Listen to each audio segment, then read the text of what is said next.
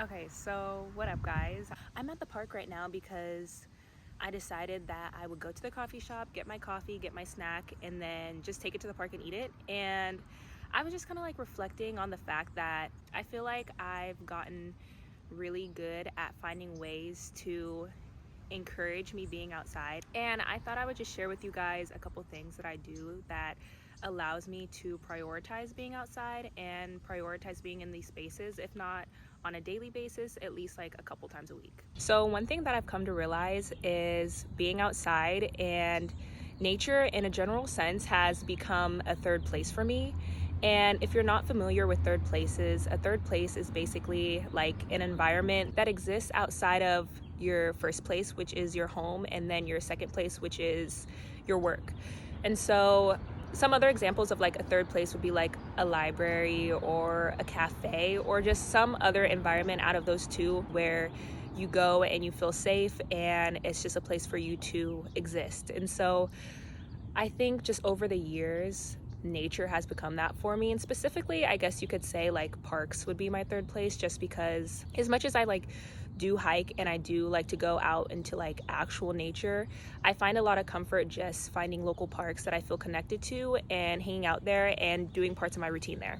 And I think one of the most important things that I've done that have allowed me to create this as a third place is I found ways to couple my habits and my daily routines with the potential of doing them outdoors or at a park or in nature. Pardon me for switching the angle every 2 seconds, but yeah, so that's one thing that I would really recommend doing, and that's definitely one way that I've allowed myself to be outdoors as often as I am. But it's essentially not going out of my way to go to a park outside of my daily routines, but finding things that I can do that one can be done at the park, or at least would be of benefit if I did it at the park as well. So one of those things, and like what I did today, is I went to a coffee shop. Make sure shop local, y'all. I went to a coffee shop today and I got my espresso, and instead of sitting there and enjoying it there, I decided that I'd look up a local park and just go and enjoy my coffee and my snack at the park. So getting the coffee itself is one thing that I would have done regardless of whether or not I had decided to be outside today, but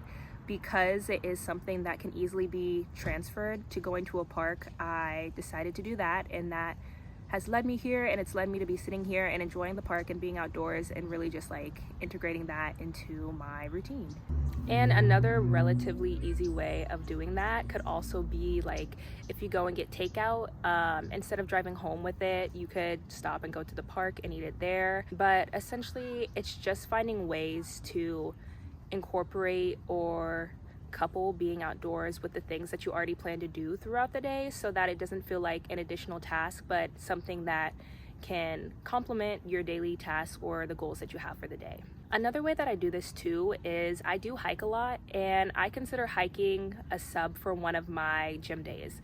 And so that's another way I think you can easily encourage being outdoors and getting outside, is by, if you're someone who's active and likes to go to the gym and exercise, consider maybe going on a hike instead of going to the gym and using that as your fitness or your, I guess, movement for the day. And that's something I do quite a bit, honestly. I try to hike at least like once a week. I haven't for a while just because my schedule's been a little crazy, but that's another really easy way to incorporate being outside and incorporate another task or goal for the day. I also think there's just a lot of like general hobbies and interests that can be done at the park as well. For example, if you're someone who paints or someone who likes to knit or has like a hobby that is generally a lot more home-based, I feel like the park is a great place to go and do those things, especially like art. Like I love doing art at the park. I like journaling sometimes or reading at the park. I feel like there's just a lot of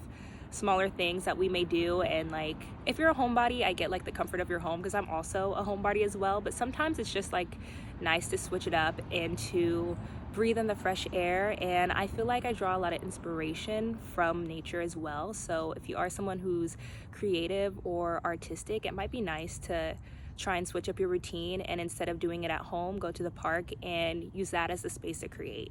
And I'm really just throwing out things that I've done or that I do. But for example, I'm not in school anymore, but if you're someone who is in school, it might be cool to study at the park or read at the park. I mean, I know there aren't like outlets, so if you need energy, of course, like that's a different story. But I think it really just like comes down to looking at your daily routine and the things that you're interested in and seeing which ones can be applied at the park, I guess. And then finally, I think one other thing that I try to intentionally do at the park a lot is meditate.